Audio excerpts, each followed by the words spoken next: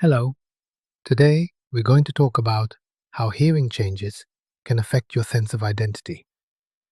I'm going to explain why hearing changes can make you feel less like yourself, why that happens psychologically, and most importantly, the direction you can move in to stay grounded, confident, and fully connected to the people around you. Because when hearing changes, we naturally think the challenge is sound. We think about how loud things are, how clear speech is, what devices or tools might help. That's usually where our attention goes first. But something deeper is happening quietly in the background. Your sense of place begins to shift, and that can feel confusing, even unsettling. Identity is built on three very simple things. First, how you see yourself. Second, how others respond to you. And third, the role you play in the people and relationships around you. When hearing changes, all three can be disturbed. You may hesitate before speaking. You may miss small pieces of conversations. You may ask people to repeat, and then feel uncomfortable doing it again. And slowly, something very subtle begins to happen inside. You don't question your intelligence. You don't question your love for people. But you may begin to question who you are in that moment and where exactly you fit. That's a very human response, because underneath the frustration, there is often a deeper emotional layer that many people never quite say out loud. You might wonder, am I becoming less relevant? Am I slowing down? Am I becoming a burden? Are people losing patience with me? These aren't technical concerns. They are emotional and relational ones. Human beings are wired for belonging. We need to feel included, understood, and connected.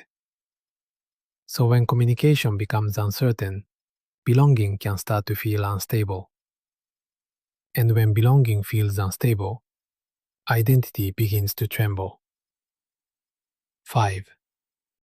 This is why some people start withdrawing a little.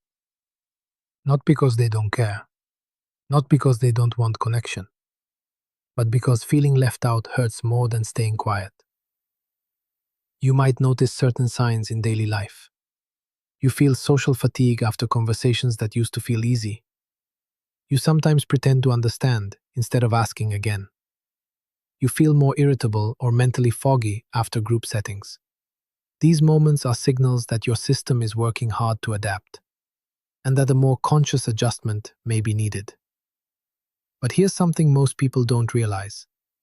Your brain is working extremely hard to compensate, and when others don't see that effort, the mind sometimes interprets the situation in a painful way.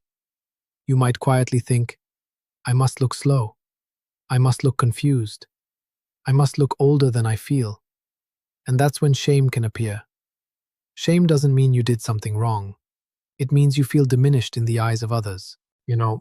There's a scientific study I really like because it reveals something very important. Researchers wanted to measure how a facial scar affects social interactions. They applied very realistic makeup to participants, creating what looked like a noticeable scar on their cheek. After finishing the makeup, they showed each participant their new face in the mirror. But right before sending them out to interact with strangers, the makeup artists pretended to make final touch-ups, when in reality, they completely removed the scar without telling them. Here's what happened. When participants came back, they all reported the same experience. They described discomfort, people staring at them, condescending attitudes, social tension. But there had been no scar at all, nothing visible on their face. What affected them wasn't the scar, it was the belief that they had one. This experiment shows something essential. Our insecurities hurt us not because they exist, but because we believe they are a problem. And when shame appears, behavior changes automatically. You speak less. You apologize more. You avoid asking again. You nod even when unsure. This is what I call unconscious adaptation. And this is where the real risk begins. Not in the ears, but in identity drift. Because when you repeatedly silence yourself, over-apologize, or withdraw to protect yourself, your identity slowly reorganizes around fragility. You may begin to see yourself as the one who struggles, the one who slows things down, the one who needs help. And that can feel deeply painful, especially if you have always been the strong one, the one who organizes things, the one people rely on emotionally, the one who keeps everyone connected and moving forward. That internal conflict creates emotional fatigue, even beyond listening fatigue. So let's pause here for a moment. The goal is not to hear exactly like before. That is not what identity truly needs. Identity needs dignity, stability, and belonging.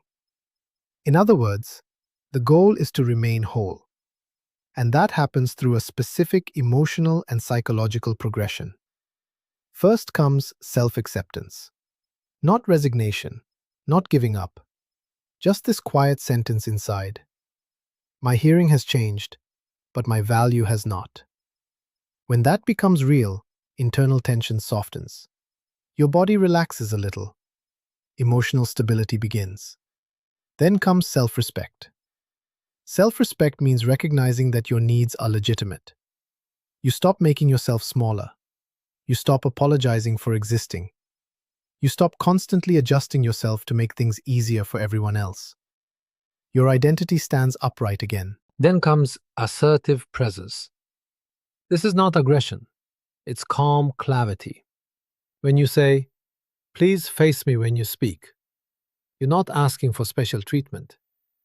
You're creating the conditions for real connection. That restores your sense of agency. And over time, something beautiful can emerge. A grounded identity. You stop feeling like you have to perform.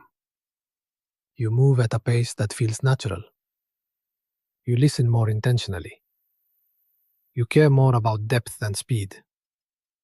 You may even notice you feel calmer, more centered, less reactive, more aware of what truly matters. Now here is a small tool you can try within the next 24 hours. In your next conversation, replace apology with clarity. Instead of saying, "Sorry, I didn't hear," simply say, "Could you repeat that for me?"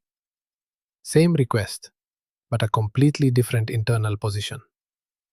No shrinking, just presence. Because here is the deeper truth. When hearing changes, two paths exist.